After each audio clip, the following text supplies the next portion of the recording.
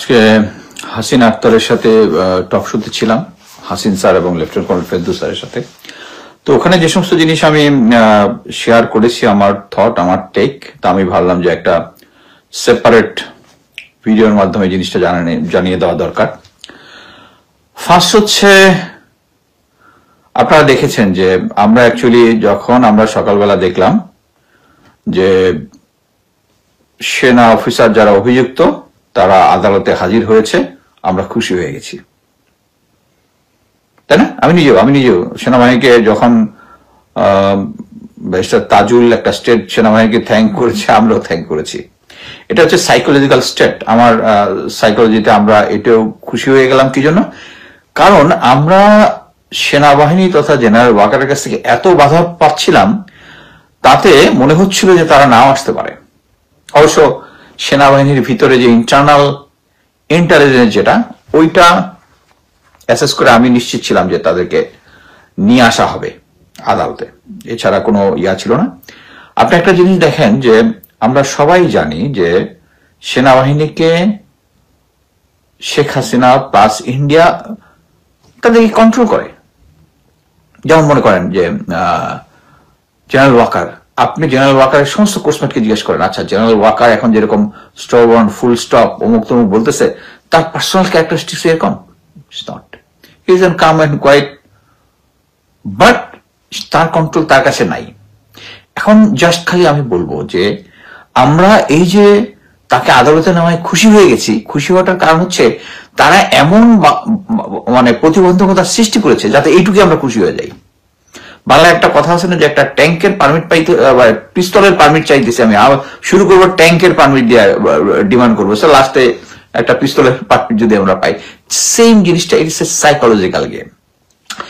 এখন কেন এই সাইকোলজিক্যাল গেমটা খেলতেছে? আমি আগে সবাই বলেছিলাম যে মেজর জেনারেল কবির সে ভারতে পালিয়ে গেছে। কি জন্য পালিয়ে গেছে? আমি অনেক আগেই জানতাম যে সে জেনারেল ওয়াকার এবং শেখ হাসিনার এগেনস্টে স্টেটমেন্ট দিয়েছে। So it will be dangerous for them.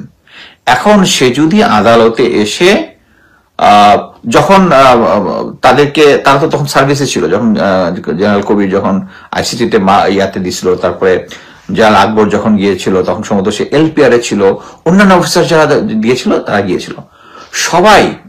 আপনি নাবিলা ইদ্রিসের একটা শুনবেন, ভিডিওর একটা অংশ শুনবেন, তারা বলেছিল যে ইভেন কারা ডিজিএফআই এই অ্যাপয়েন্টমেন্টে চাকরি করছে, যেটা একটা অনার বোর্ড থাকে, বলে আমাদের কোনো অনার বোর্ড নেই, কারো কোনো কিছু নাই। মনে করেন যে ডিজিএফআই তে যারা যখন আয়না ঘরে যারা ছিল তাদেরকে নিয়মিত ডাক্তারি পরীক্ষা করাতো, ওই ডাক্তার কারা? ওইটা কিন্তু হয়। ডাক্তারদের এখানে কোনো দোষ নাই, কারণ তাদেরকে অ্যাপয়েন্টমেন্ট দিছে এবং তারা তো এটার সাথে জড়িত না। কিন্তু তাদের কারো কোনো কিছু নাম বলে কোনো হেল্প করে নাই। মানে তাদেরকে পরবর্তীতে তারা যে স্টেটমেন্ট যেটাই দিয়েছে সেটা হচ্ছে তাদেরকে লিস্ট ধরে ধরে যে এখানে এই সময় আপনি ছিলেন, এখানে ছিলেন, এখানে ছিলেন, সেখানে ছিলেন। সো এখন আপনি, বাট তারপরে তারা কোনো স্টেটমেন্ট, কোনো হেল্পফুল কোনো কিছু তথ্য দেয় নাই, তারা স্টাবার্ন ছিল।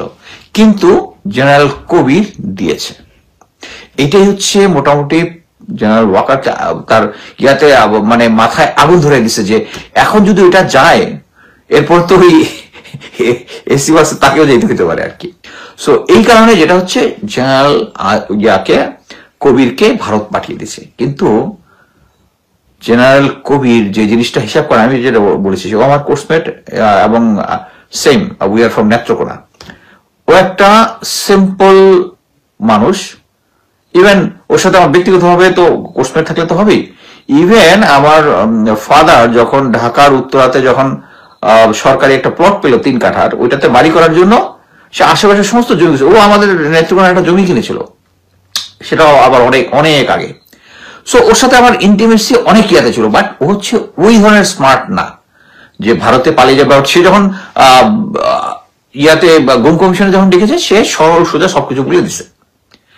এইটাই হচ্ছে ডেঞ্জারাস। এবং সবচেয়ে সেকেন্ড, এটা তো একটা ডেঞ্জারাস কাজ করেছেই, সে আগে থেকে হিসাব করে নাই।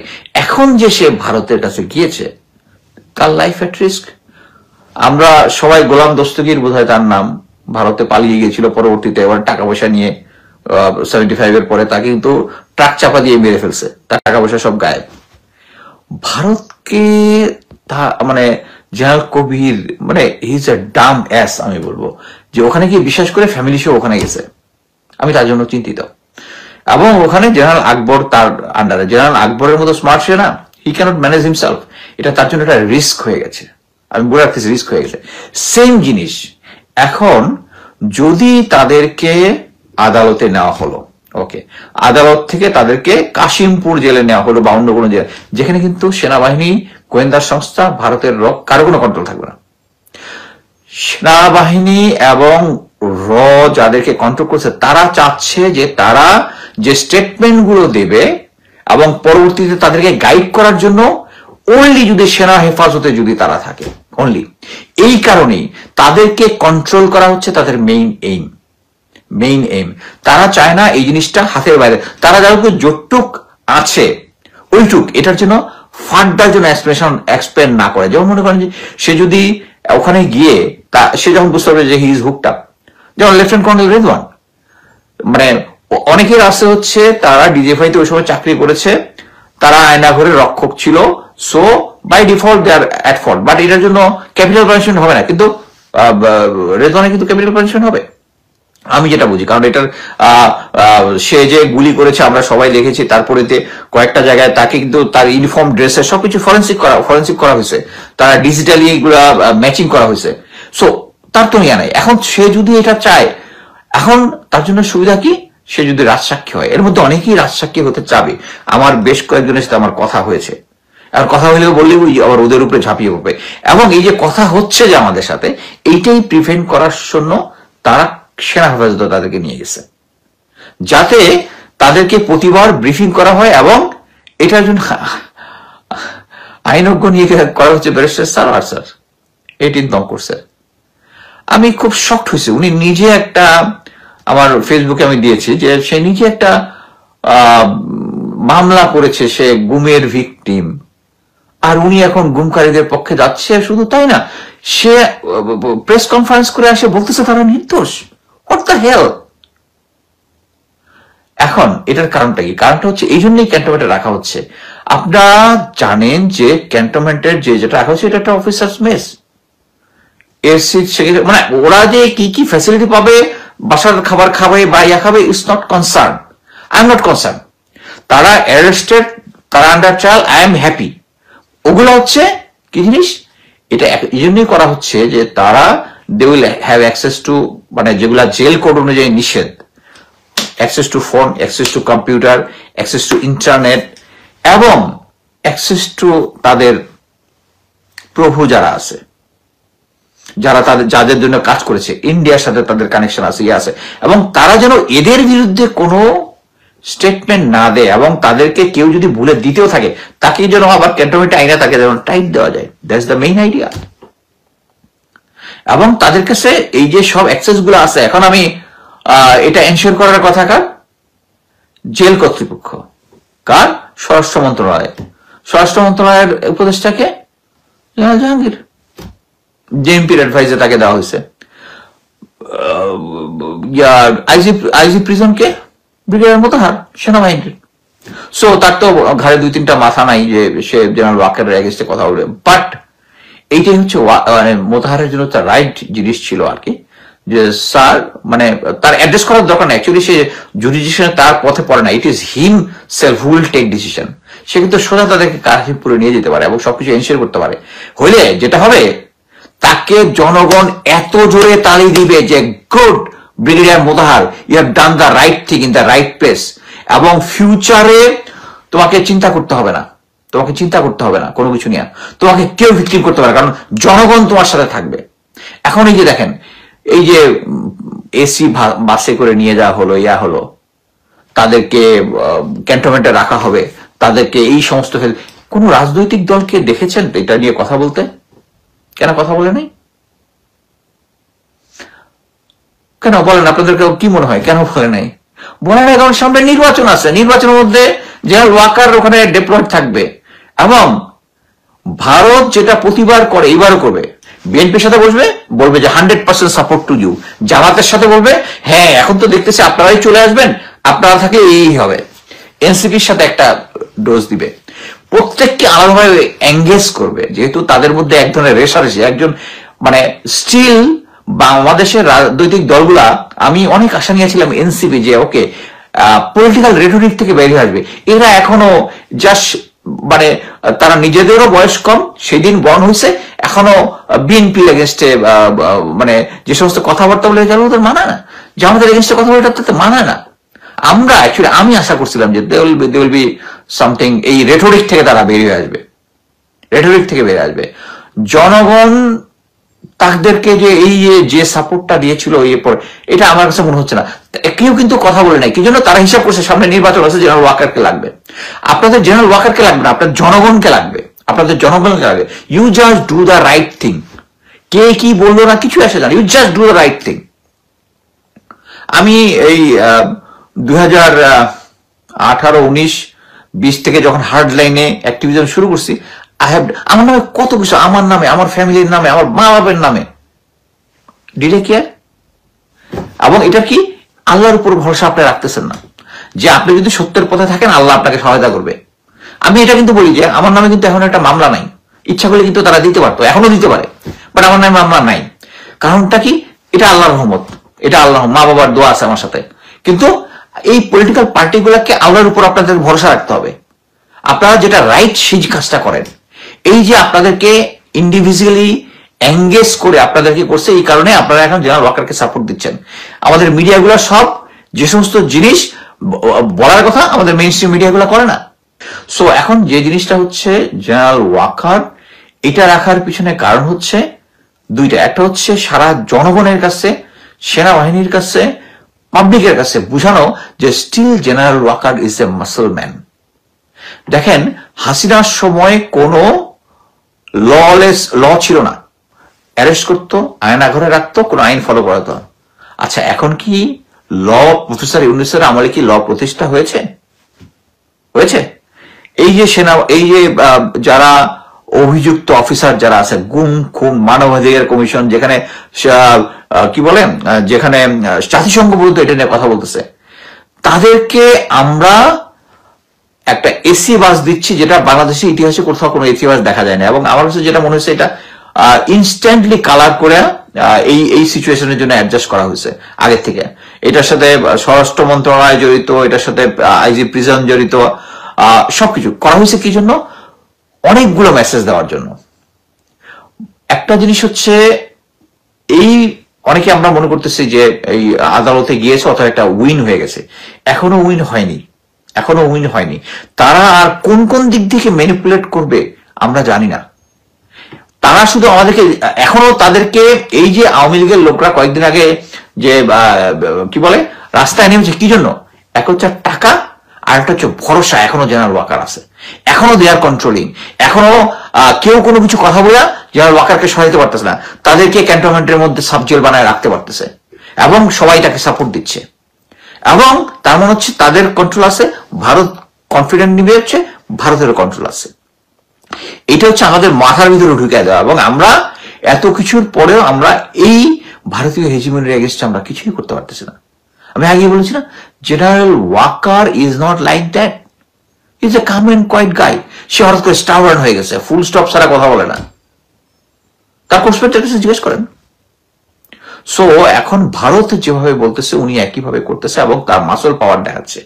এবং একটা জিনিস, এখন পর্যন্ত উনি যতগুলা চেষ্টা করছে সবগুলো কিন্তু ফাইনালি ফেলিউর হয়েছে। আমি কি বললাম, ওই যে বললাম যে ডিজিএফআই এয়ারপোর্টে আগুনটা লাগাইছে, গ্যারান্টেড। আমি তখন বলেছিলাম যে মেজর সাদেক, সার্ভিং অফিসার, 198 দিন সরকারি চাকরিতে জেনারেল ওয়াকারের আন্ডারে থেকে, এটা অ্যাবসার্ড 158 দেওয়া হয়, অ্যাবসার্ড থেকে সে আওয়ামী লীগকে ট্রেনিং দিছে।